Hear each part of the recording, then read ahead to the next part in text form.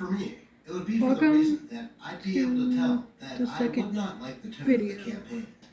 That and the fact that the DM made a DMPC to play in the world he created.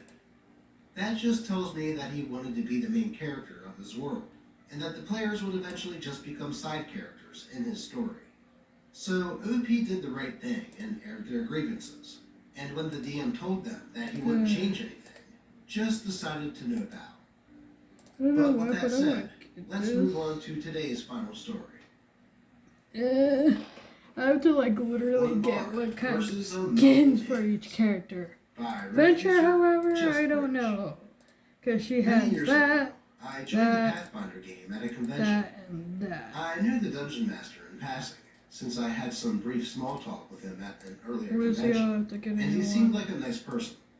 One of the other players was a good friend of mine, and the other three were complete strangers. The first thing that annoyed me was that DM told us to roll up characters.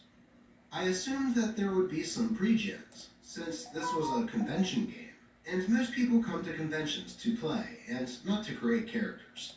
But fine, my friend and I were experienced with Pathfinder, so it didn't take us long to create a barbarian for him, and a bard for me. However, the other three players had no experience with Pathfinder at all, so the DM led them through character creation. The DM told us to create characters at a higher level. I don't remember the exact level, but it was around level 4. We did get the suggested starting level for that level, but we're not allowed to buy any magic items with it. That resulted in us having thousands of gold pieces that we could only spend on mundane items. Sorry if you get to see my face. And I were kind of annoyed and thought, hey, either give us new money at all, or let us spend it in a meaningful way.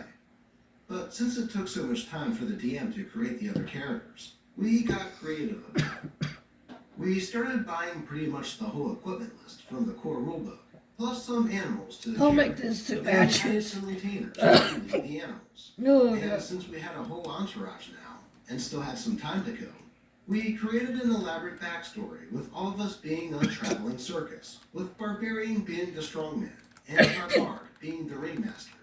That way, we managed to spend all of our starting wealth, and had a great time coming up with silly names and descriptions of all of our henchmen and animals. The DM was completely aware of what we were doing, since he checked in with us while the newbies created their characters.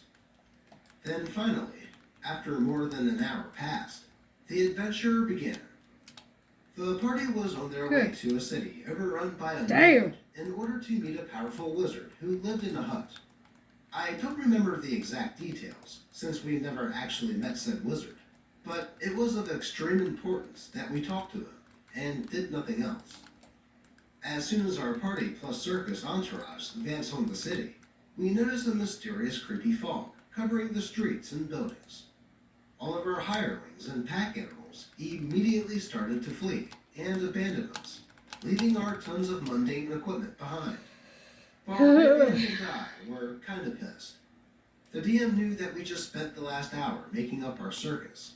If he didn't want us to have an entourage, he could have just told us in the beginning. Using charm person and some charisma rolls, I managed to convince at least our animal tamer to stay with us. But as soon as we entered the city, he was immediately swarmed by crawling undead hands, and died without any chance of rescue. Thanks, DM. Now, the party had to fight these crawling hands, which were incredibly weak.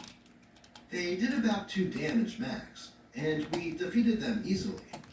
The whole combat was just us moving around a massive battle map that the DM brought, and fighting huge groups of these hands, who just weren't any threat to our higher level characters at all.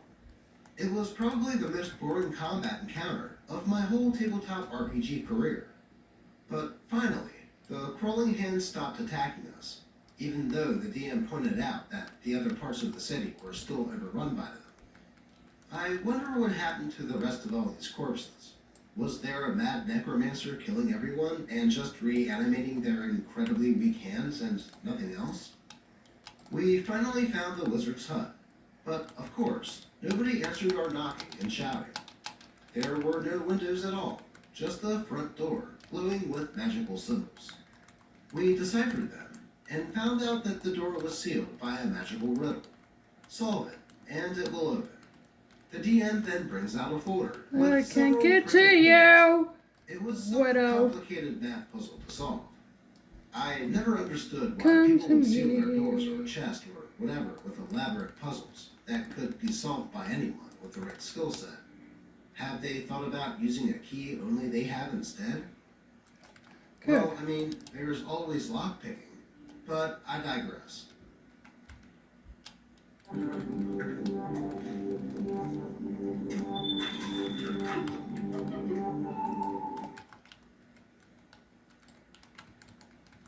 Barbarian and I took a look at the puzzle for a couple of minutes and just couldn't figure it out.